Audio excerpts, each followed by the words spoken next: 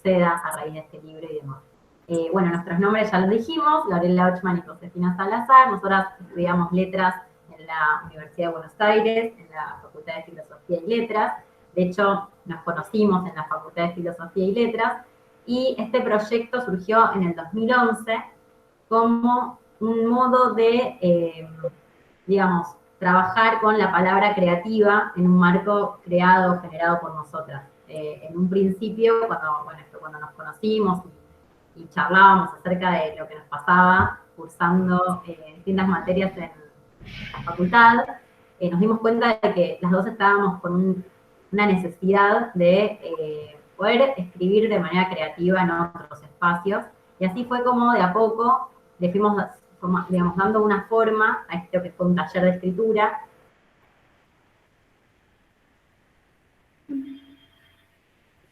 Porque la verdad empezaban a venir gente, venían personas que conocíamos nosotras, así que más que niños y niñas, eran adolescentes los que venían al taller. Y bueno, poco a poco, cuando esto empezó a tener otras formas, ahí sí fuimos empezando a ofrecer ese taller en espacios donde iban jóvenes, adolescentes, más adelante donde iban adultos. Y bueno, hay distintos espacios, digamos, que nos fueron marcando. Por ejemplo, dimos el taller en un hogar de niños, que se llama Hogar del Valle, en el marco de un trabajo en relación con una ONG. Después también lo dimos en la Casa de Comida de Gente en La Boca. Y bueno, y en distintos espacios de centros culturales.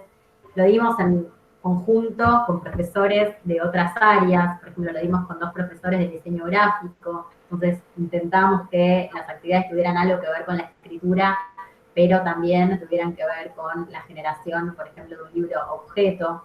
Y fuimos aprendiendo, la verdad es que muchísimo en este tiempo, aprendiendo y dándonos cuenta que tenemos mucho por aprender, ¿no? También eso es lindo, como pensar qué tenemos nosotras para dar, y también qué es lo que nos damos cuenta de que las consignas pueden generar en sí mismas. Así que bueno, eso no sé si estoy resumiendo demasiado. José, no sé si te parece que... bueno, y terminamos el último lugar, así como nuestro último gran lugar, donde tuvimos la oportunidad de dar el taller, fue justamente la Facultad de Filosofía y Letras. En el programa de extensión universitaria pudimos dar el taller, y ahí la verdad es que nos sentimos muy, muy bien, porque era como de alguna forma volver a nuestra casa y dar el taller ahí donde nos formamos nosotras. Me encantaría, somos un montón, pero tengo ganas de escuchar a todos ustedes y saber de dónde vienen y demás, pero bueno, es como muy especial volver al lugar donde uno estudió con una propuesta distinta.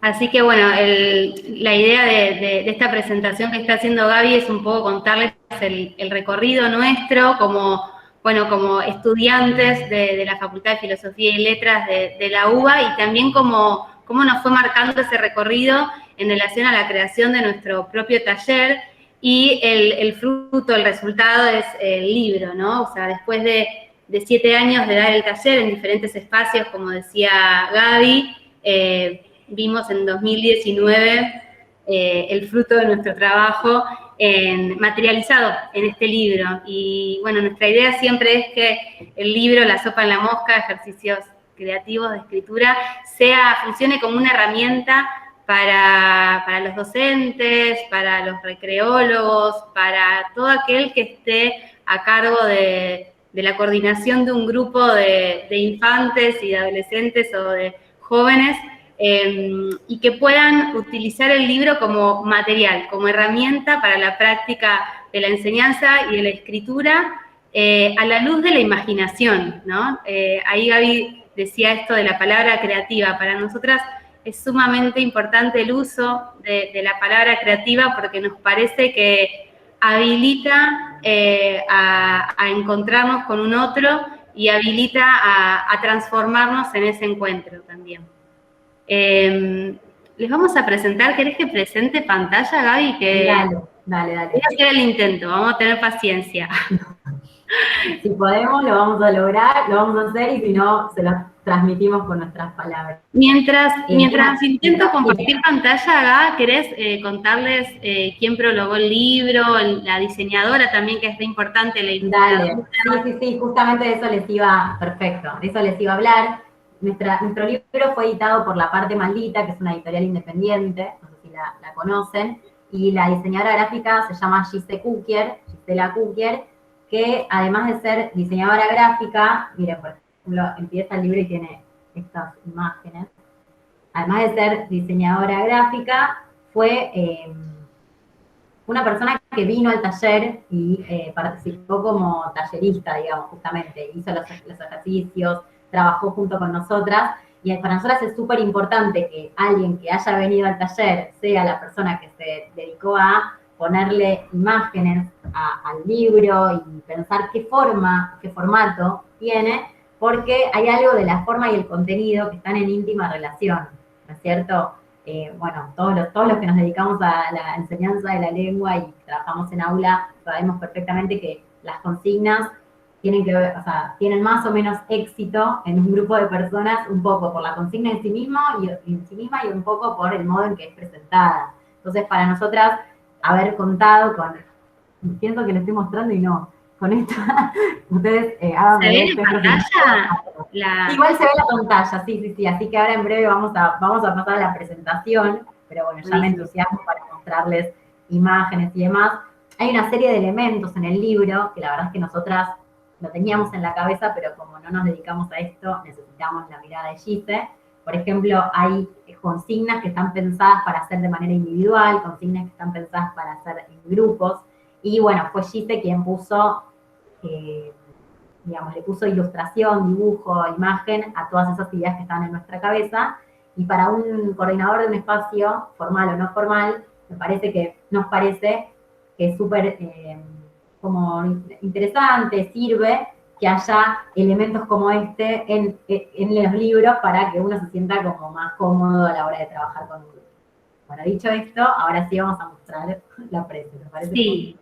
Sí, no, y siguiendo en la línea que recién contaba Gaby, nos parece que el proceso de creación de un libro, este es nuestro primer libro publicado, siempre es en conjunto, ¿no? Nos parecía como importante compartirles que las autoras, bueno, sí, somos nosotras, Gabriela Ochman y Josefina Salazar, pero bueno, la ilustradora Gisela Kukier, la diseñadora Gisela Kukier, la ilustradora es Tamara Conforti, nos prologa Chiqui González, que ahora vamos a hablar un poquito de ella, sobre todo para recalcar esto, ¿no? Fue un proceso creativo en conjunto.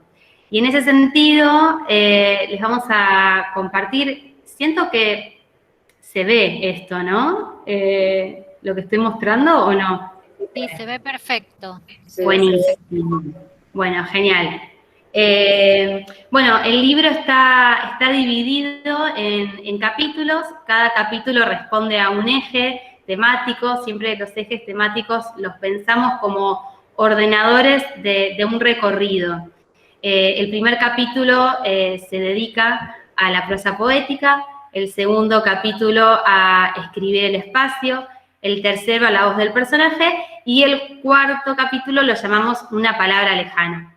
En todos los capítulos comienzan con una introducción a modo de introducir el tema, pero también a modo de invitar a que el lector lea esos ejercicios en base a las futuras reflexiones que puede llegar a abordar con su grupo, ¿no? Como decíamos hace un ratito, es un libro que está pensado para docentes, para coordinadores de un espacio. Entonces, siempre en la introducción dejamos algunas preguntas o algunas invitaciones sutiles para que el lector se apropie de ellas y lea de alguna forma esas actividades, ¿no? Que luego le servirán para trabajar con cada grupo.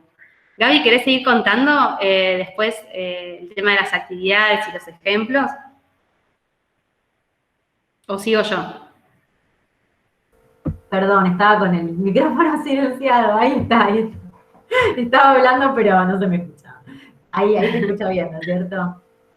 Sí. Perfecto. Bueno, decía que justamente esto es lo que les comentaba un poquito antes, que me entusiasmé y empecé a hablarles de esto.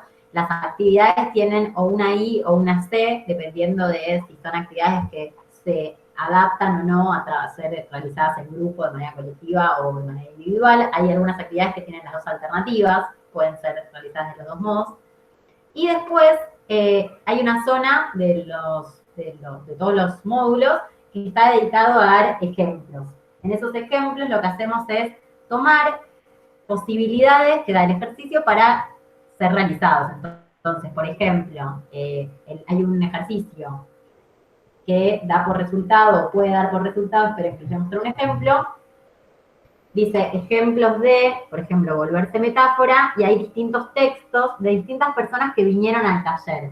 Porque nos parecía lindo también, como es un taller, como decía Jo, como es un proyecto que involucra a tantas personas que nos fueron como acompañando y fueron construyendo con nosotras, y además para nosotras fue clave la escritura y la palabra de todas las personas que estuvieron viniendo al taller durante todos estos años.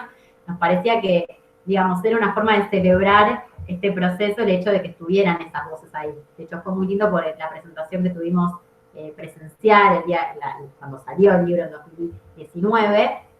Esas personas pudieron leer algunos fragmentos así en público. Bueno, ahora parece que pasó una eternidad, ¿no? Ahora que estamos en la virtualidad, en el mundo de la virtualidad, pero bueno, eso sucedió. Está en nuestro recuerdo. Bueno, después hay toda una zona que se llama potencia. Voy a contar un poquito lo que viene ahora, ¿te parece, Jo? De potencia. Sí. Genial. Esta S con la P, digamos, elevada a la P, se llama potencia sopa, y nos encanta esta idea de la potencia sopa porque nuestra idea es que cada uno de los ejercicios no deja de ser un estímulo, una idea, que siempre puede ser reformulada, repensada por el lector. Entonces, la idea es que siempre haya la posibilidad de ramificar las actividades.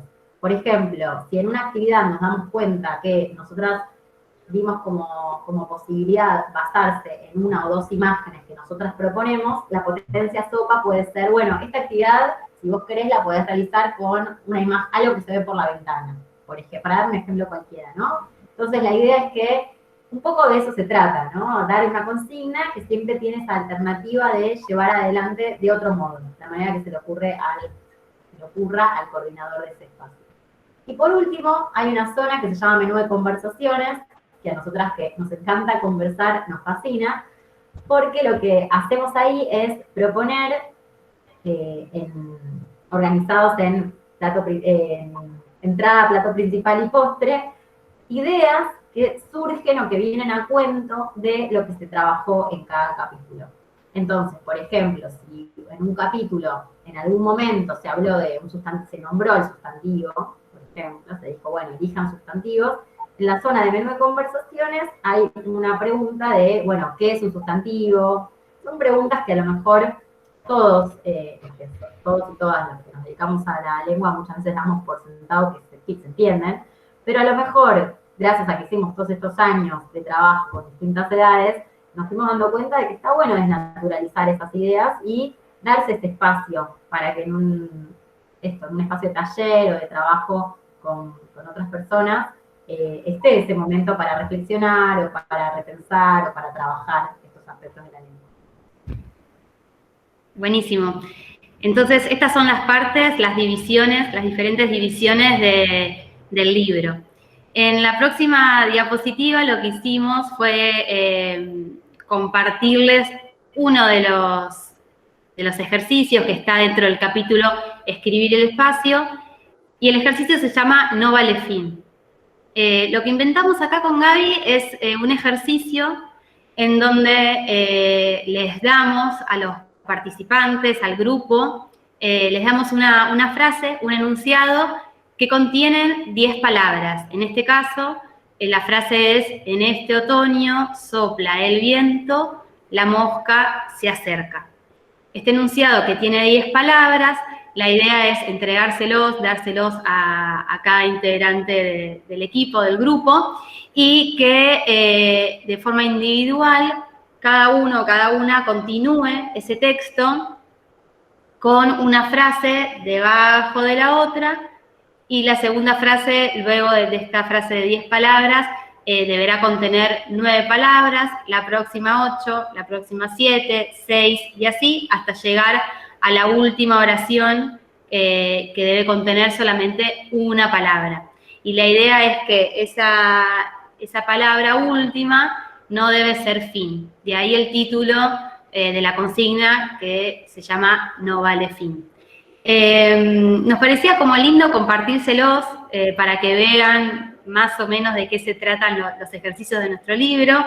Y quizás, si tenemos un ratito, no sé, pienso que puedo llegar a leer un No vale fin que aparece acá en el libro. ¿Te parece, Gaby, que lea uno? Sí, me parece bien. Así también tienen una idea de a lo que vamos. Alguien preguntó cómo se llama el libro. El libro se llama La sopa en la mosca.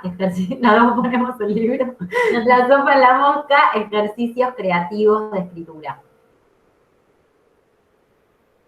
Bien, les leo dos novalefines que aparecen acá en el libro a modo de ejemplos y que son de dos talleristas. Una es de Bernardita, que fue nuestra primera participante en el taller. La frase que les dimos es una frase que contiene 10 palabras, como decía, ellos siempre arrancan con la misma frase, y es una frase que se encuentra en El sueño del rey de Lewis Carroll. Lo que imaginó Bernardita es este texto. Si aquel rey se despertara, me apagaría como una vela. Esa es la oración de 10 palabras. El texto continúa. Me apagaría el alma que me enciende los huesos. Se derretiría mi carne con aroma a jazmín. Mis manos de llamas no aplaudirían más. Mis pies rojos detendrían su movimiento. Mi cintura azul no bailaría. Abrazaría la fría mesa. Aceptaría mi realidad de ser vela.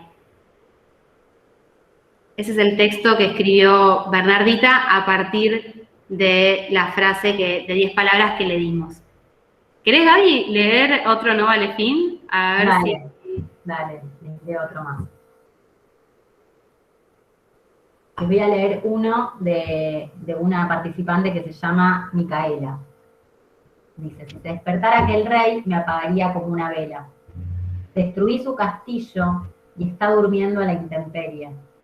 La luna se calca sobre su piel real. Las estrellas son cómplices de su sueño. Sus espadas gritan entre las llamas. Nada ni nadie puede despertarlo. El rey se quema. Un castillo menos. Ya amanece. Fuego.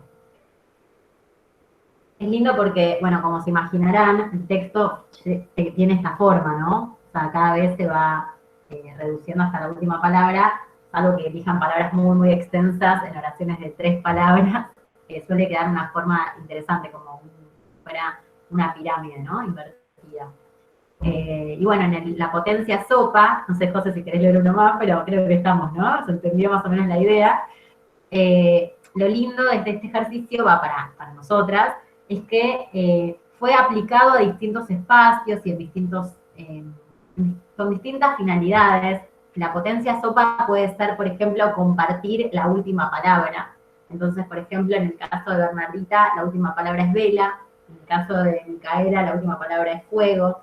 Y a veces que surjan esas palabras de esta manera es súper enriquecedor para un grupo, porque son palabras que a lo mejor, no sé, hoy, para dar un ejemplo cotidiano de lo que me pasó hoy, siendo profe en el colegio, es que tenían que hacer un ejercicio mis alumnos en el que no podían, tenían que usar un adjetivo, y yo les dije que no eligieran ni lindo, ni linda, ni feo, ni bueno, porque vieron que a veces uno va hacia esos lugares, ¿no? Va a los lugares como más conocidos. Y siento que este tipo de ejercicios en los que la palabra última surge medio por casualidad o por obligación, podríamos decir, ¿no? Porque la valla nos decía que la última palabra no podía ser fin y tenía que ser sí o sí una sola. En este caso surgen palabras que a lo mejor ni nos hubiéramos imaginado que iban a aparecer. Entonces, después con esa última palabra de cada una de las personas del grupo se puede armar otra cosa. Total, a la vez se puede armar como no sé, el cofre de las palabras de tal grupo a partir de este ejercicio. Pensaba en esto que cuenta Gaby de su, nada, de la consigna que le pasó recién dando clase. El no vale fin es solamente un ejemplo, pero tengo el recuerdo también de estar con un grupo en secundaria y dar esta consigna, y es sumamente hermoso el momento en que cuentan las palabras. Es como, parece una pavada, pero es súper lindo y, no sé, y hasta mágico. Como todos los chicos en silencio, contando las palabras, concentrados en cuántas palabras tiene la frase.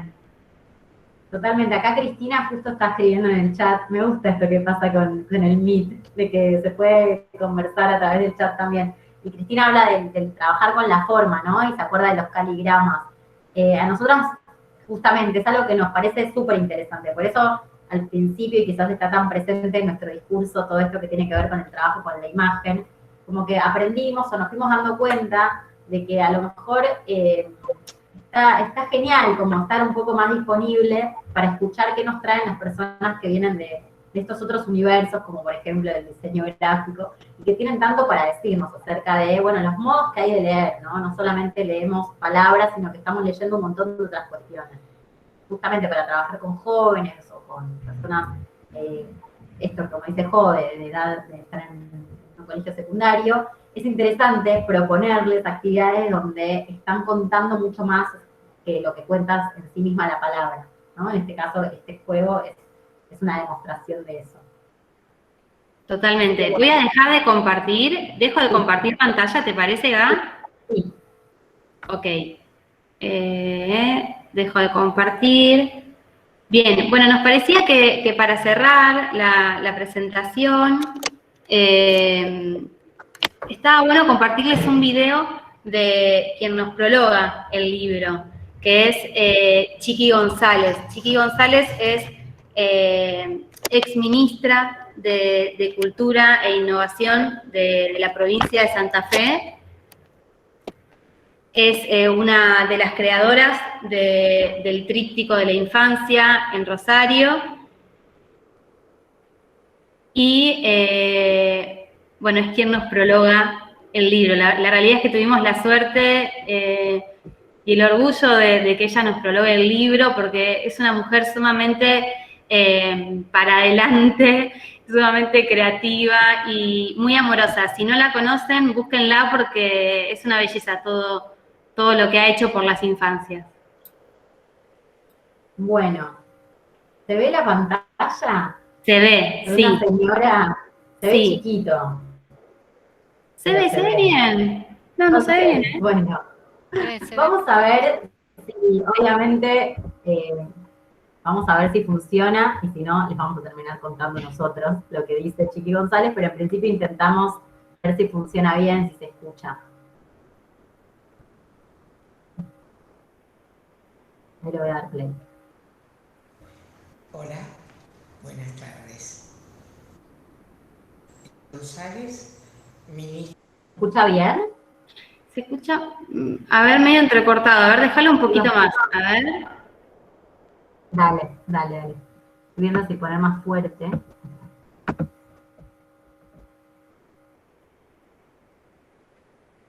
Innovación y Cultura de la provincia de Santa Fe. Pero sobre todo soy una enamorada de la infancia, de la educación, de las palabras y del mundo poético de niños y adultos. Tuve el honor de escribir el prólogo de este bello libro llamado Potencia Sopa. Y como sus autoras me lo han pedido y no estoy presente, voy a leer un pedacito de ese prólogo como una forma de adherirme a la alegría del nacimiento de un libro que va a ser muy bello y que va a ser muy útil para muchos que quieran trabajar el mundo de lo poético y el desarrollo del lenguaje con los niños. Esto comienza con una cita de Alejandra Neck, la gran poeta argentina, que dice: esperando que un mundo sea desenterrado por el lenguaje, alguien canta el lugar en que se forma el silencio.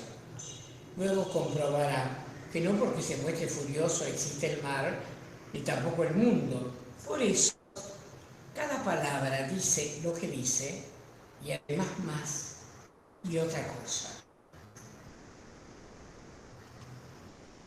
Como ustedes pueden comprobar, el además más y otra cosa es como perseguir la metáfora por las calles con la cuchara o guardarla en la garganta cuando está apareciendo a sí misma. Entonces nos encontramos en una expedición arriesgada y un viaje azaroso, el de la metáfora. Esta mosca en la sopa, esta potencia sopa, supone tener una posición entrañable con el lenguaje y el cuerpo íntegro, con sus sensaciones, percepciones, afectos, imágenes y conceptos. Y no para entramarlo todo y alcanzar la tranquilidad de las ideas, tampoco para repetir la narración clásica, ni la situación esperable, justificable, sino para romper la prosa e imponer fragmentos de vibraciones, detalles que solo nombran las visiones. Se busca intercalar estallidos en la repetida historia de los comportamientos para alcanzar la vida escrita, la fricción que revela y que no le teme a lo real. Para buscar lo otro, la potencia sopa, en la mosca en la sopa, las autoras fragmentan, incorporan collages poéticos a la metonimia naturalista, dejan tiempos muertos, finalizan con la misma palabra en muchas escenas donde ella, la palabra, solta, se hace metáfora y altavoz de todo lo que expresa la prosa y su sentido. La repetición, el intercalado, las palabras sueltas que vienen del campo sensorial, la palabra única, la sonoridad, el ritmo, la restricción temporal, más cerca de exprimir que de desarrollar. Más próximas están las autoras a descomponer que a describir. Más felices están con armar que con ser gramaticalmente correctas. Nos introduce todo esto en una increíble alegría. Esta es la propuesta de este libro. Y este es desde mi corazón un abrazo enorme y las felicitaciones, porque es un libro de los muy pocas veces vistos, de los que conocen el universo poético de los niños pequeños como nadie, de los que creen en otra escritura que revela más de la vida que la vida misma, en los que creen en la estructura misma del lenguaje, en sus sonoridades y ritmos, y en los que creen que el cuerpo es algo más que ideas, vibraciones, sensaciones, afectos, imaginación, creatividad, impulso, pulsión, latido. Muchas gracias y buenas noches. Bueno, ahí lo estuvimos escuchando, por momentos se entrecortaba, quizás sería bueno, esto que decía en el chat, pasar el video para que lo puedan ver o colgar en alguna plataforma, porque la verdad es súper lindo lo que dice, súper enriquecedor para nosotras lo que dice Chiqui González, desde su calidez, desde su amorosidad. Nos parece que está bueno, que nos aporta a nosotras como autoras y a todo el conjunto que ha formado parte de este libro, ¿no? Que forme también parte Chiqui González es como, no sé, un sueño. Totalmente. Quería decir dos cositas, José. Una es que mi nombre es Gabriela, aparece Andrea porque estoy en otra computadora, pero nada, quería aclarar eso por las dudas, porque no vi que escribieron Andrea y por ahí se confundió todo. Eso era mi comentario al aire, al margen. Y con respecto a lo que dice Jo, bueno, sí, tal cual, queremos como por ahí hacerles llegar el video para que lo puedan volver a mirar con más tranquilidad. Es lindo que en el prólogo que ella hizo, era un sueño para nosotras cuando empezamos a pensar que esto era real, que el libro iba a salir, si nos lo proponíamos, dijimos, bueno, ¿quién sería la persona que más nos gustaría en el mundo que escribiera el prólogo? Y pensamos en ella. Y bueno, por eso es increíble, para mí sigue siendo algo increíble, José, que escuchamos la voz de ella leyendo el prólogo. Porque nos parece como que tiene mucho que ver con la propuesta de ella, que como educadora por el arte veníamos siguiendo. Y no sé si llegaron a distinguir, o se escuchó mal, que lee una cita de Pizarnik que ella incluyó en el prólogo, y es muy lindo eso, porque, bueno, de alguna forma tiene que ver con el espíritu del libro, ¿no? Esta cosa de, bueno, escribimos, cuando tenemos una consigna escribimos, pero siempre estamos dialogando con otras voces, de otros escritores, de otros talleristas, del profesor o el coordinador del espacio, y el hecho de que ella haya echado mano a otros textos literarios, para nosotras también fue lindo, fue darnos cuenta de que estábamos en sintonía.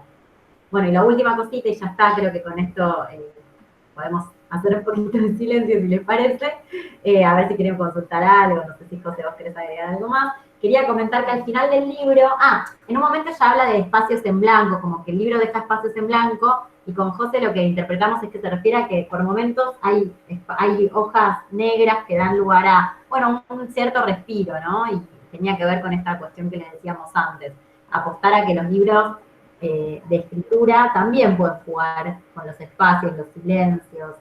Y al final hay algo que se llama textoteca, que, bueno, tomamos el concepto de Laura de Betach, que ella, bueno, habla acerca de que cuando una persona lee y, bueno, se desarrollan distintas actividades, va armando algo así como una biblioteca personal, que no solamente está conformada por libros, sino que también está conformada por canciones, refranes, palabras que fueron significativas de algún modo en la vida, ¿no? Entonces lo que hicimos acá en la textoteca nosotras fue ofrecer al lector todo ese material que para nosotras funcionó como materia prima. Hay letras de canciones, hay textos que leímos en la facultad, como el famoso Narrar o Describir de George Lucas. O sea, hay como un bagaje grande de textos con los que nosotras fuimos trabajando para poder escribir el libro, más allá de que algunos estén o no citados en el texto. Bueno, para ir cerrando, nada, el libro es La sopa en la mosca, ejercicios creativos de escritura. Se consigue a través de la editorial La Parte Maldita, así que pueden buscarnos a nosotras en las redes como La Sopa en la Mosca, y también a la editorial La Parte Maldita, porque ahí preguntaban en el chat. Ahí está, eso es todo. Bueno, muchísimas gracias a Gaby y a José. Las preguntas o cuestiones que quieran, que les hayan quedado en el tintero, después al final va a haber un espacio. Así que damos lugar a que pasen las próximas autoras, que son Paula Labeur y Romina Colucci, que van a presentar Uno que dé miedo, el género de terror en la escuela. Y no sé si yo tenía acá anotado que presenta Gustavo, pero no sé si vas a hacer él o lo van a presentar las autoras. Hola, ¿qué tal? Buenas tardes a todos. Gustavo iba a presentar el libro, pero bueno, hubo una serie de inconvenientes. No va a ser en esta ocasión, ya tendremos alguna otra. Así que el libro, Uno que dé miedo, ¿se ve? El género de terror en la escuela, acaba de salir, lo publicó Ediciones El Hacedor, es el resultado de un proyecto de investigación radicado en la Universidad Pedagógica, y es un libro colaborativo que coordinamos Romina Colucci y yo, pero que además de, digamos, una primera parte introductoria, recopila, antologiza el trabajo a partir de experiencias de lectura y escritura alrededor del género del terror en la escuela secundaria, que surge como resultado de una convocatoria, envíos de trabajo en el marco de la cuarentena del año pasado. Organizamos la presentación en dos partes. Una primera parte se va a ocupar Romina Colucci y va a presentar sobre todo la primera parte del trabajo y como las condiciones de producción, y Emilia Pozzoni, una de las autoras de las experiencias del libro, que ahí nos está saludando, va a presentar esta segunda parte del libro, en donde, digamos, están recopiladas todas estas experiencias de lectura y escritura de literatura terror en la escuela media. Así que, bueno, la dejo a Romina. Hola, buenas tardes a todos. Uno que dé miedo, el género de terror en la escuela, como dijo Paula, es un libro de reciente publicación, es una novedad de agosto, publicada por Ediciones El Hacedor, dentro de la colección Investigaciones en Didáctica de la Lengua y la Literatura. Es una colección dirigida por el doctor Gustavo Bombini, y es una colección que se propone difundir investigaciones del campo de la didáctica, y sobre todo difundir y poner a disposición esas investigaciones, compartirlas con colegas, con formador de formadores y con cualquier actor del campo educativo, más allá de la escuela también. Uno que dé miedo tiene una tapa, un diseño de tapa que está a cargo de Rafael Medel, que es el diseñador de toda la colección. ¿Se llega a ver ahí el diseño de tapa? Bueno, es una tapa que irrumpe, es un fondo negro con una imagen y con unas letras en blanco, que desde el principio nos invitan a pensar en el efecto del género, ¿no? Es una tapa que todos los que la vieron aseguraron que podía prometer, que ahí se viene algo de miedo sin lugar a dudas. Es una tapa que también de alguna manera codifica una imagen del género, una tapa que seguramente, o una imagen que seguramente no deje tranquilo a un lector, que lo inquiete, que le quite el sueño, pero también la pensábamos como una imagen que quizás sea tranquilizadora, que le permita irse a dormir con la certeza de que si avanza más allá de la imagen, puede encontrar una serie de propuestas para trabajar en la escuela, ¿no? Conciliar el sueño con la idea de que, que ahí hay un repositorio de experiencias. Esta investigación surge en el marco de la Universidad Pedagógica. Fue una investigación que coordinó Gabriela Fernández y Paula Laver, de la que participamos junto con Mónica Vivó. Y es una investigación que sobre todo intenta dar cuenta de un interrogante que es cómo se construye un saber, que es el saber escolar, el saber alrededor del género de terror, en un universo que es la escuela, a partir de algo que en la disciplina de referencia no está lo suficientemente codificado ni sistematizado. Todos los que están en la escuela, los que estuvieron en la escuela, saben que el terror es un contenido que se enseña. Entonces, alrededor de esa pregunta nos hicimos otras que tienen que ver con cuáles son los textos que se leen como textos de terror en la escuela, cómo se leen esos textos, qué actividades se proponen, qué contenidos disciplinares, qué contenidos literarios se ponen en foco cuando se leen, cuando se escriben, cuando se comentan textos de terror.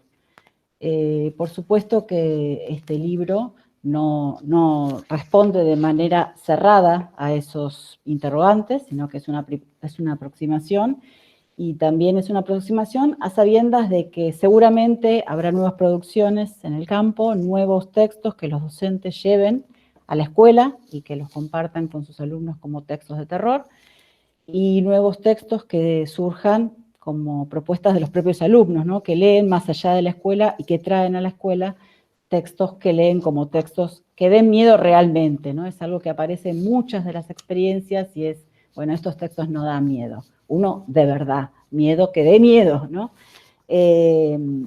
Esta investigación tuvo unas jornadas que la antecedieron. Las primeras fueron en 2018, que justamente fueron a propósito de los 200 años de la primera edición de Frankenstein, de Mary Shelley. Y en esas jornadas participaron escritores del género, que fueron Esther Cross, Pablo de Santis y Gonzalo Carranza.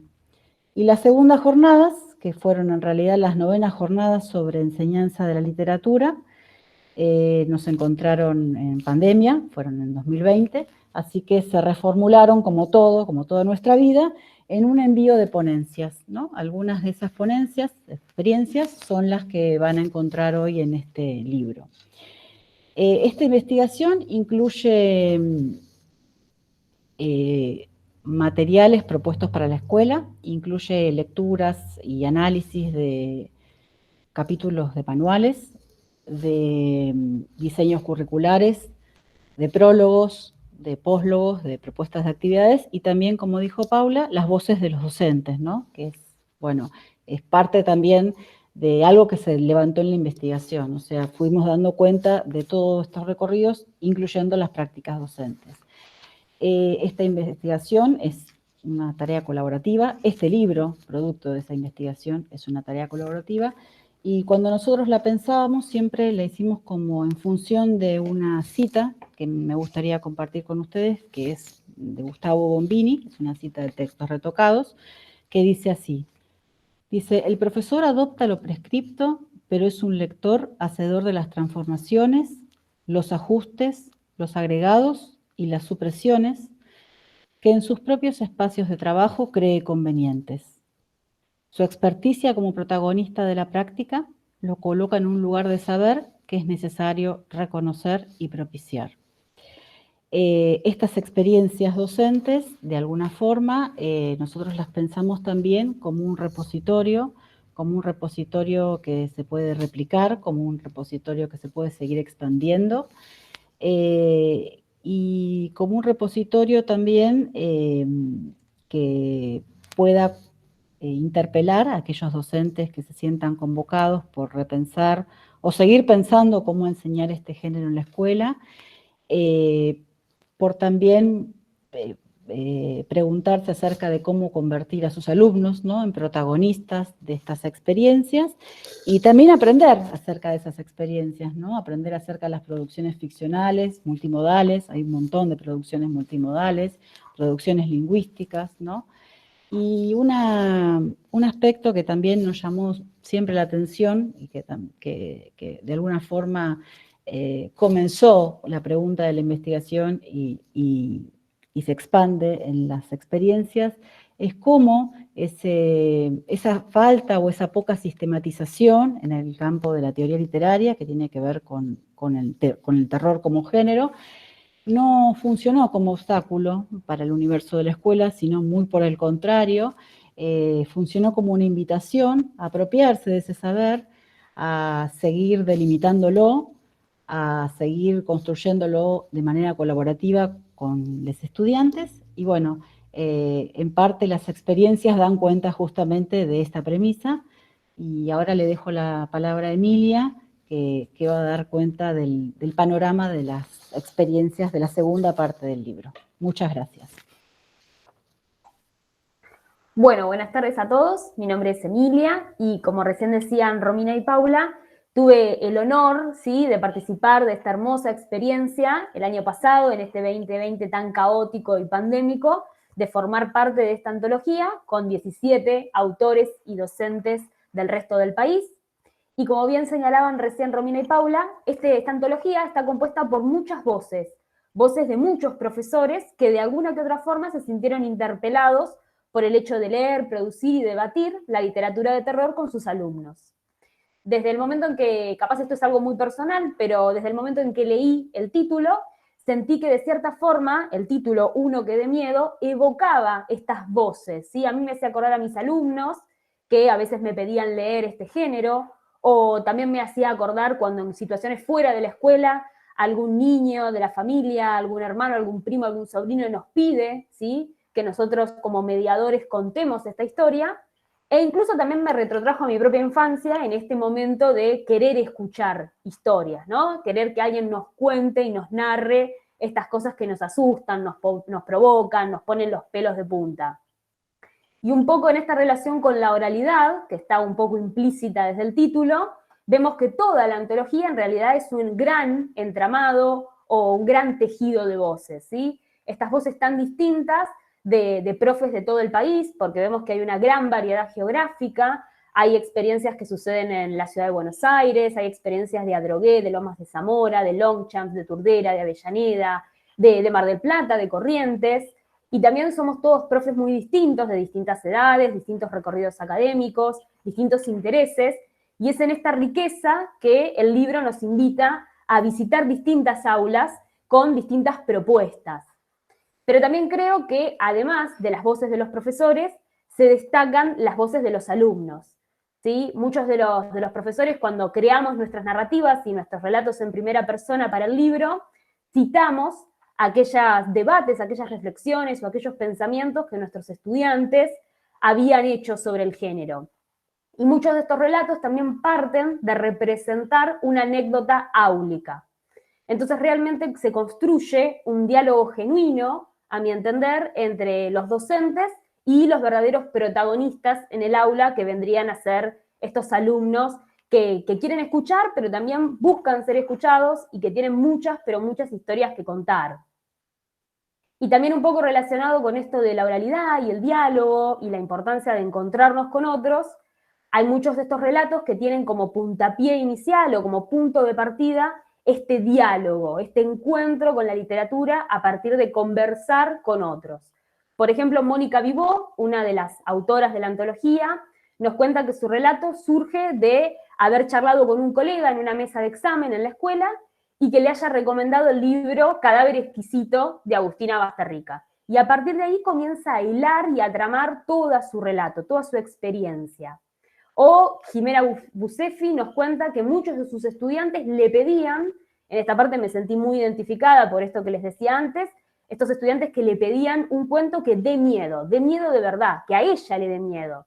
Entonces también esta manera de interpelar al docente como hacedor, como guía, como mediador, como agente importante en esta relación con la literatura.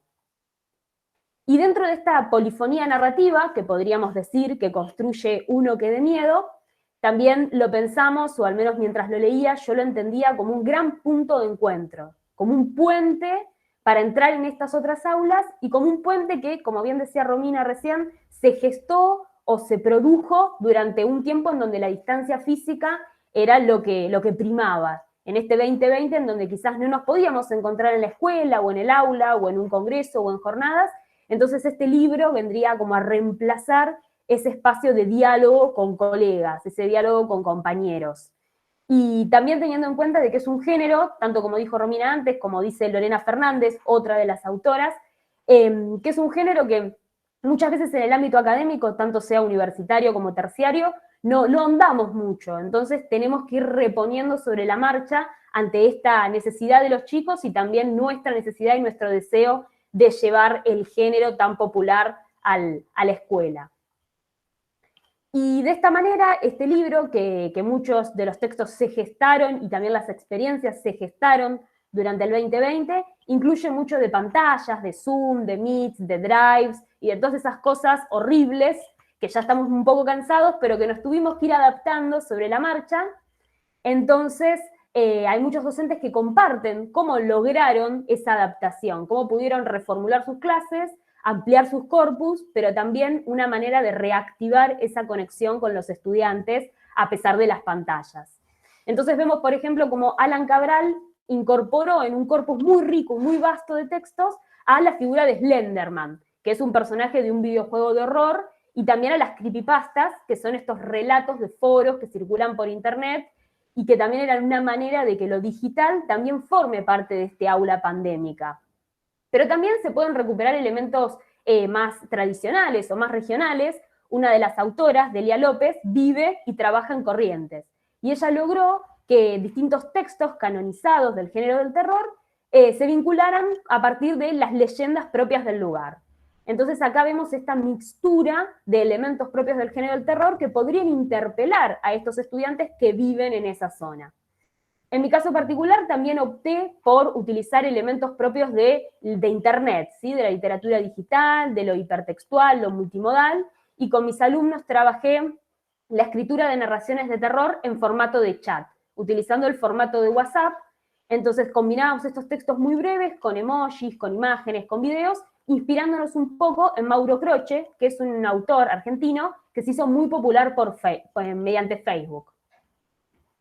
Además, también hubo quienes innovaron no solo en los corpus, sino también en las formas de presentar y producir estos contenidos. Luisa Lascano, por ejemplo, hizo que sus alumnos produjesen historias de terror en formato de podcast, de videocuento o en narraciones en vivo por Zoom.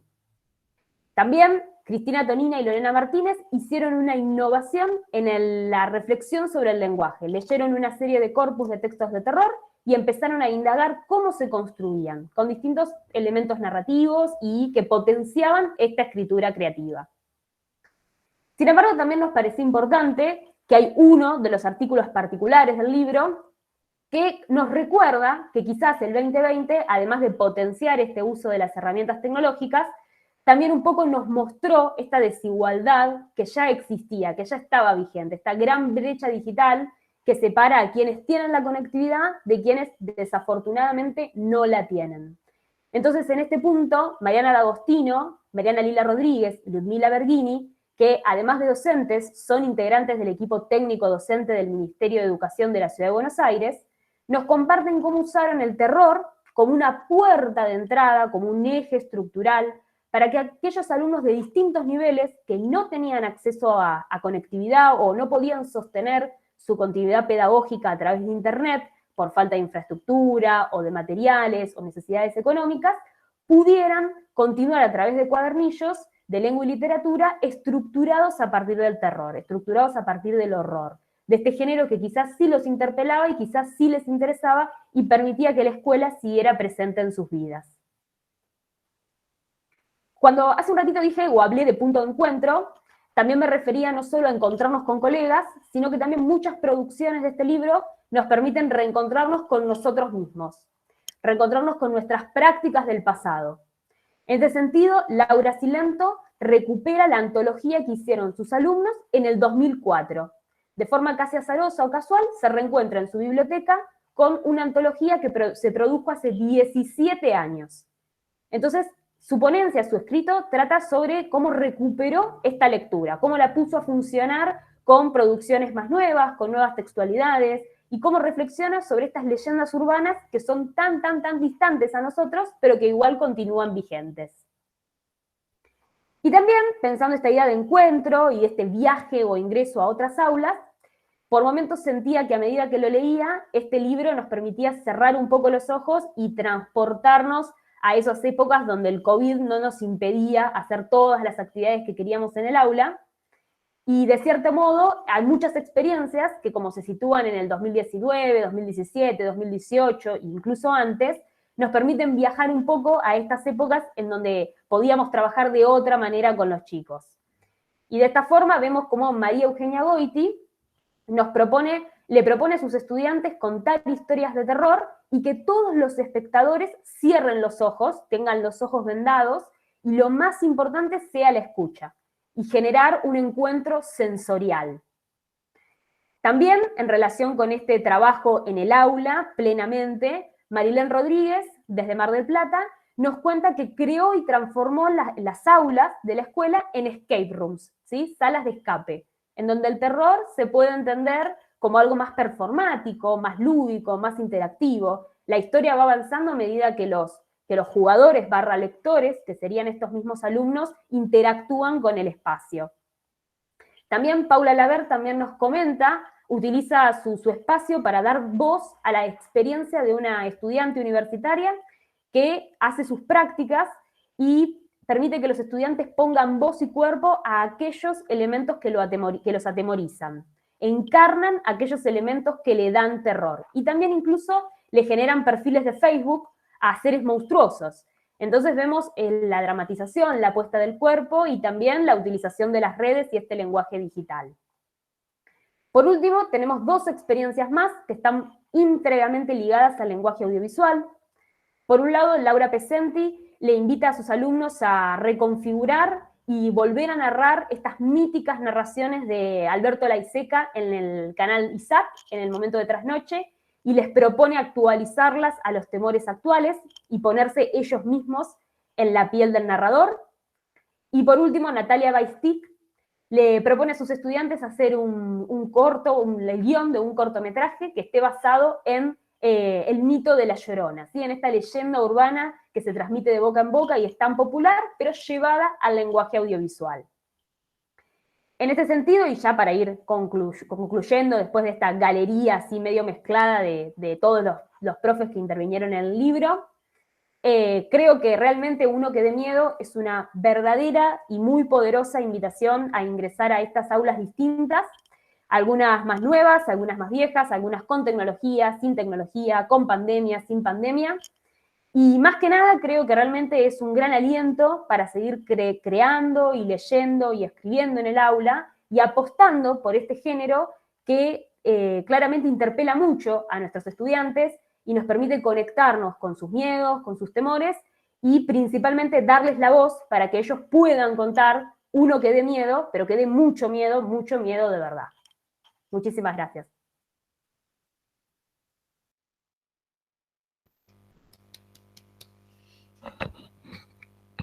Bueno, muchísimas gracias. La verdad que es muy interesante lo que ambas publicaciones ofrecen, todas las posibilidades que da en el sentido de provocar la escritura. Y bueno, acá ponen en el chat qué ganas de leer estos libros. Sí, realmente, la verdad que han convocado mucho a eso, ¿no? A ganas de ir a buscarlos y tenerlos en presencia, que es lo que por ahí hubiéramos hecho en el caso de estar tete a tete, ¿no? De poder tocar, ver más la materialidad. Nos quedan unos minutitos ahora que abrimos a si hay alguna consulta, si hay preguntas, si hay dudas, si hay ganas de charlar de los participantes, quieren conversar con las autoras que las tenemos acá presentes. Abren el micrófono o por el chat y yo recojo la consulta, como prefieran.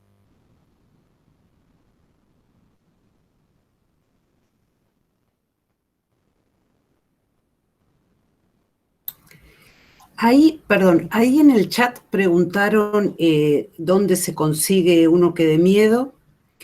Hay 3 librerías de Ciudad de Buenos Aires, Antígona, El Libro de Arena y Donde Viven los Libros, y la librería virtual Teseo Libros que se encuentra en Instagram.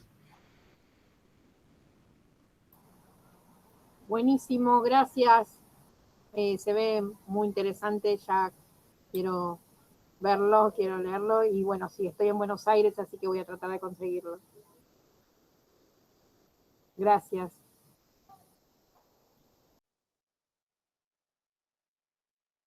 Ay, yo quería decir algo en relación al libro Uno que dé miedo. Me parece sumamente interesante siendo profe de secundaria, sobre todo porque muchas veces sucede que las historias de miedo provienen de otros lugares, ¿no? Como cuentos ingleses que suceden en Londres o en otras geografías. Y bueno, escuchando a lo que decía Emilia en relación a que, bueno, hay experiencias vinculadas con el terror local, ¿no? Al menos a mí ese tema me interesa muchísimo, esto que comentabas de Delia López, puede ser, que es correntina y que utiliza leyendas regionales que dan miedo, ¿no? Muchas veces nos da más miedo el Pombero o La Llorona, esta historia que trabajó Natalia Baistif. Me parece que es sumamente interesante como volver a esas historias, ¿no? Al terror local, que muchas veces podemos sentirnos más cercanos, y nuestros estudiantes también. Me encantó. También me gustaría mucho leerlo y conseguirlo. La felicito. Bueno, gracias. También otra cosa respecto del terror local, que hablábamos mientras armábamos la antología, que hablábamos recién hace un rato con Emilia, a quien conocimos en esta presentación, es, digamos, la rapidez con la que aparece en la escuela, con la rapidez que aparecen en la escuela las novedades editoriales alrededor del terror. En muchísimos de los trabajos, que bueno, Emilia tampoco nombró cada una de las lecturas, ¿no? Pero Mariana Enríquez está en el aula todo el tiempo, Lamberti, estos autores de Facebook, hay como... hay un movimiento muy interesante ahí, ¿no? De cómo el docente lector, la docente lectora leen terror, ¿no? Porque hay como instalado una idea de que a los chicos les gusta el terror, pero más allá de lo que les guste a los chicos que están en la escuela, se ve que hay muchos docentes que leen terror también, y estas lecturas docentes de novedades, de lo que acaba de publicar Mariana Enríquez, o lo que acaba de publicar Lamberti, o lo que acaba de publicar Quirós, aparecen en las prácticas inmediatamente, ¿no? Sin haber pasado por la academia, sin haber pasado por ningún lado. Pasan del mercado editorial a la lectura docente, y la lectura docente ¡yuc!, a la escuela directamente. Hay como una actualización. Digo también como para poner en foco esta idea de la escuela conservadora, alrededor del género de terror se ve inmediatamente la vertiginosa innovación de las propuestas de lectura escolares, ¿no? Que me parece que ahí también hay un punto súper interesante, contra mucho del sentido común. De hecho, esta relación que vos mencionabas de Delia López, ella lo pone en relación con Mariana Enríquez.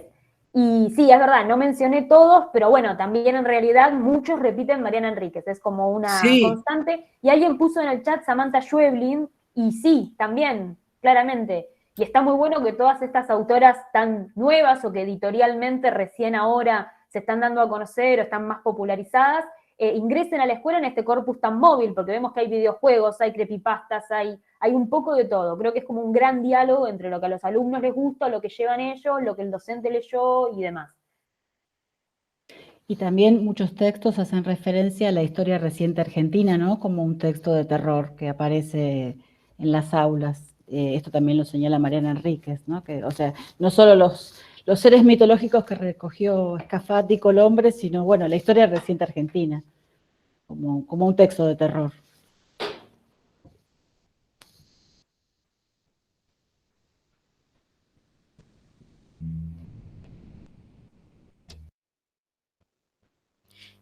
Yo quería destacar de ambas publicaciones también que me parece muy interesante que recojan los trabajos que ya han sido llevados a cabo en las escuelas. O sea, dan cuenta de todo, de recoger toda esa producción y llevarlo a una publicación, a un libro, digamos, ya pasado por el cuerpo en algún punto, en la experiencia. Y esto, bueno, me parece muy valioso, ¿no? Que no sea esta cuestión un poco más teórica que a veces baja como de arriba hacia abajo, sino que es al revés, ¿no? De esta experiencia que resultó valiosa y que vale la pena compartir, se transforme en un objeto que pueda circular y que pueda ser llevado a otros lugares. La verdad que muy, muy, muy interesantes ambas propuestas. Bueno, gracias. En relación con la sopa a la mosca, me parece también muy interesante una que de miedo. Y pensaba, Astrid, que también es algo que sucede gracias, digamos, una cosa positiva que tienen las redes es que generan esta cuestión, ¿no? Como de como ir retroalimentando las ideas de que uno tiene, otro puede aportar algo, en relación a esto de, bueno, ¿qué pasa con los textos que se pueden construir de manera colectiva, ¿no? Entonces, hay algo de, no sé, de ambos, esto que decide de recoger experiencias del aula y que no sean ideas teóricas que bajan de arriba hacia abajo, pareciera, tienen algo de esto, ¿no? Como habilitar que, qué sé yo, por ejemplo, si alguien realiza una de estas actividades, puede hacerle llegar a los autores y no sea algo tan imposible, ¿no? Como qué sucedió con un ejercicio, que ese ejercicio se pueda reformular. Con José estamos como muy atentos a qué pasa con el libro, también porque como es una editorial, fue editado por La Parte Maldita, somos bastante promotoras del libro, es un trabajo de hormiga en algún punto, y nos encanta, pero bueno, estamos como muy atrás del libro. Quizás les pasa lo mismo a Uno que dé miedo, pero no sé si al mismo nivel. Pero bueno, esta es una editorial que realmente trabaja con poquitas impresiones, entonces tenemos bastante claro quién recibió el libro, de dónde es, y bueno, ahí como que vamos siguiéndole un poco los pasos, ¿no? Qué se hizo a partir del libro. Bien. Ahí Gastón pregunta con respecto al género, ¿qué pasa con las familias que se niegan a enviar a los hijos o a las hijas, supongo a las escuelas, cuando se trabajan determinados temas entre ellos, supongo que del terror, ¿qué aconsejarían? Una pregunta para las autoras de Uno que dé miedo. Es una pregunta rara. La verdad que si dice que pasa, debe ser porque pasa, pero no sé, en mi experiencia no me pasó nunca una cosa así. No que alguien pueda adelantar que va a haber, qué sé yo, es literatura, ¿no? Bueno, es lo que se lee en la escuela, es literatura, digo, me parece que como alguien podría ir y quejarse de que no lean cuentos de terror, podría quejarse que no se puede leer lo que se le dé la gana. Esto también lo estamos viendo con la ESI. No estoy de acuerdo con la ESI, estoy de acuerdo con bueno, es una ley, qué sé yo, no se trata mucho de si cada uno está de acuerdo. Esto ya se discutió, digamos, ¿no? Los contenidos escolares, los lineamientos curriculares lo incluyen como género, es un consumo cultural como otros consumos, no es algo que esté prohibido, digamos, ¿no? En una de esas, bueno, la escuela tiene la responsabilidad de abrir a esto que algunas familias consideran que no debe ser leído. Bueno, pero qué sé yo, está ahí, es parte de una sociedad democrática. Leer lo que en tu casa no te dan para leer. Por suerte está la escuela, digo, ¿no? Quizás podríamos mandarlos a leer el Corral de la Infancia. Claro, ¿no? Que si cada padre va a decidir qué cosas hay que leer y qué no hay que leer, estaríamos más fritos de lo que estamos. Así es. Gracias. Hay otra pregunta para las autoras de La Sopa en la Mosca. Preguntan acá si tiene gran relevancia el uso de imágenes en los ejercicios que proponen. Bueno, a ver, Gaby, si querés lo contestamos juntas. A nosotras nos encanta el universo de la imagen, el universo visual, el universo de las formas y de los silencios de las formas también. Bueno, seguimos mucho a Ceci Bayur en ese sentido. Nos encanta todo lo que, el diálogo que se logra a través del texto, la imagen y los silencios. Pero no, la respuesta es que no. O sea, si bien a nosotras nos encanta trabajar con otras disciplinas, sobre todo con las disciplinas que abordan el tema de la imagen, por eso trabajamos con una diseñadora gráfica y con una ilustradora para llevar a cabo el libro. La realidad es que no, que hay ejercicios, quizás justo lo que mostramos hoy, tienen más que ver con el tema de la forma y el contenido, pero hay muchos otros ejercicios en el libro es un libro extenso, que no tiene que ver con el universo de la imagen, que no va por ese carril. Pero bueno, nada, o sea, como se darán cuenta, a nosotras nos interpela y nos encanta el tema de lo visual. No sé, Gaby, si Me querés. parece perfecto, no tengo nada para, digamos, aclarar. Sumaría quizás que nos parece que, digamos, a ver cómo decirlo, habilitar la posibilidad de que los ejercicios que son escritos tengan una realización que involucre el cuerpo, o que permite que uno se involucre desde el cuerpo, abre otros caminos. Esta cosa de que tenemos, no sé, pienso que por nuestra propia experiencia de que de estudiar o leer, mejor dicho, implica estar sentado con el libro, digamos, súper concentradas, como que eso como que con nuestra experiencia como talleristas nos fuimos dando cuenta que se puede romper. De ahí que, bueno, echamos mano a otras cuestiones, otras herramientas como pueden ser la cartulina, el tema de estar sentado en el piso escribiendo con otras posturas corporales. No sé si se va a llegar a ver esta imagen de un ejercicio que tiene que ver con, bueno, esto lo hicimos, o sea, también me sonó en una época muy, muy anterior a la que estamos viviendo, ¿no? Porque no, sin barbijo, cero distanciamiento social ni nada, vamos a ver cuándo se pueda volver a hacer algo así.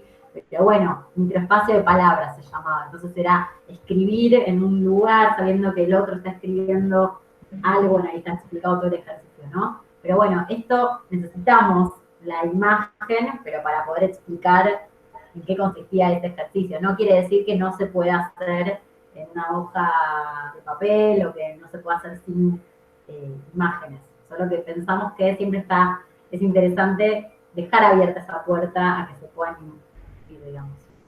Sí, sobre todo porque nos divierte a nosotras pensarlo así, qué sé yo, después quizás uno agarra el libro y ese ejercicio es un estímulo para el docente para crear otro ejercicio, ¿no? A nosotras nos divierte eso y nos divierte trabajar con gente que se dedica al universo de la imagen y reflexionar sobre el vínculo entre palabra, imagen y la lectura, los modos de leer en general. Pero quizás si uno es profe y tiene el libro de la sopa y tal ejercicio le dispara para otro lado, bienvenido. No es un libro cerrado, al contrario, es un libro que abre posibilidades y abre a la creatividad del propio docente, ¿no? Eso es un poco el objetivo.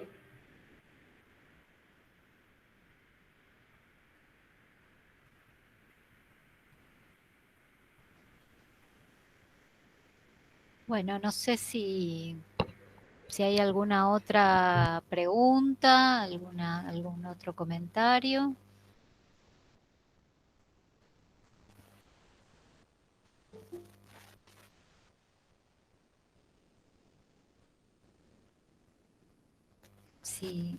Si no hay, a ver, acá en el chat dicen, en Uno que dé miedo se plantea la cuestión de los libros que también tienen su película.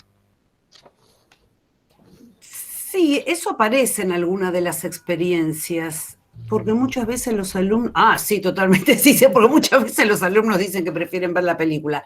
Sí, sí, preferimos ver la película. Igual hay como... hay algunas de las experiencias que trabajan el texto y trabajan, digamos, el texto lingüístico, la novela o el cuento y la película, pero también hay como un efecto súper interesante de la magnitud de los textos, ¿no? Porque Stephen King, por ejemplo, aparece como una autoridad ineludible y eso es muy interesante porque aparece desde una concepción teórica del terror, Stephen King. Stephen King hablando sobre el terror, y aparece mencionado como autor de textos que se ven en películas. Pero cuando uno ve la magnitud de los textos de Stephen King, entiende por qué no se leen en la escuela, ¿no? Porque esta experiencia de leer 500 hojas o 1000 hojas o 847 hojas en las horas de literatura quizá es una tarea un poco improbable. Y Stephen King, o sea, los textos de Stephen King tienen las películas de Stephen King. Entonces, en general, en las prácticas, que bueno, no digo todas, las que pudimos relevar, la presencia de Stephen King se da como de esta manera teórica, como maestro del género, que explica cómo es y cómo se hace el género, y como autor ya pasado por la cuestión cinematográfica. Ahí hay como una cuestión interesante, ¿no? Como de las posibilidades de qué se puede leer en la escuela que quizás, no porque no haya lectores de Stephen King, ¿no? Obviamente hay montones de lectores de Stephen King y, por ejemplo, qué sé yo, en el universo BookTube, Stephen King es un clásico también, pero bueno, evidentemente hay una dificultad con la longitud de las novelas de King en la escuela. Y no es demasiado conocido como cuentista, que tiene un montón de cuentos o de novelitas breves súper interesantes, pero bueno, esas se ve que no tienen la circulación que tienen esas novelas gordas, digamos, ¿no? Bueno, ahí Cristina había levantado la mano y ya, digamos, vamos dando por finalizado después de que intervenga Cristina, porque ya nos estamos quedando con el tiempo un poco justos y viene otra mesa de intercambios a las 5, así que le doy el espacio a Cristina. Sí, ¿qué tal? Buenas tardes. Era para contestar a la pregunta si había alguna experiencia con respecto a las películas.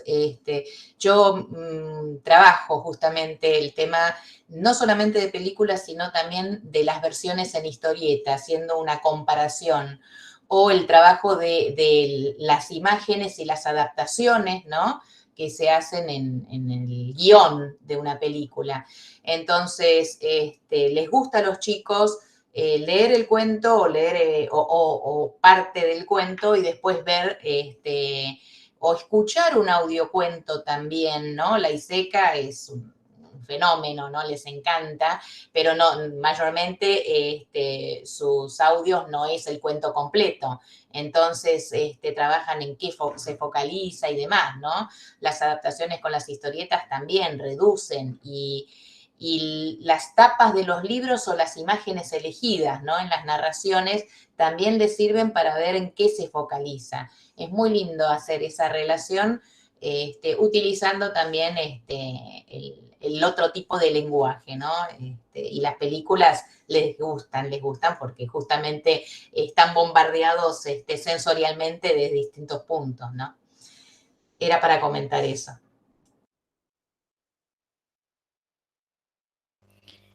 Bueno, ahí la última preguntita, que si saben si hay literatura juvenil de terror, porque los nombres no les sonaban en las colecciones juveniles. Bueno, bueno, dejo a las autoras que contesten brevemente y ahora sí cerramos. Hay en esta colección de, ahora, bueno, hay algunas novelas de Blasco, de Martín Blasco, en estas colecciones, digamos, de literatura juvenil pensada para chicos que están en la escuela.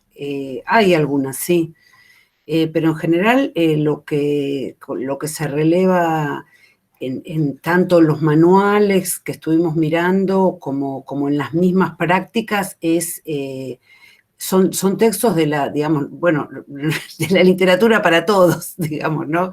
De la literatura general. De ahí se recortan y, bueno, se transforman en literatura para jóvenes al entrar a la escuela, ¿no? No parece haber como grandes selecciones ahí dentro de las colecciones. Pero también es verdad que esas colecciones pensadas para la escuela no contemplan demasiado este género. Yo ahora, así rápido, pienso en esta de Blasco, algo con los colores, pero no me acuerdo el título. Pero no es el género más transitado por esas colecciones. Que también es interesante para pensar a partir de la pregunta que hace el colega, ¿no? Porque si tanto afirmamos que a los chicos les gusta, ¿por qué no están en esas colecciones? Así que se ve que no tenemos muy claro qué les gusta del todo. Eso como una pregunta que siempre está abierta, ¿no? ¿Qué les gusta a los jóvenes? ¿Qué sé yo? No sabemos. Bueno,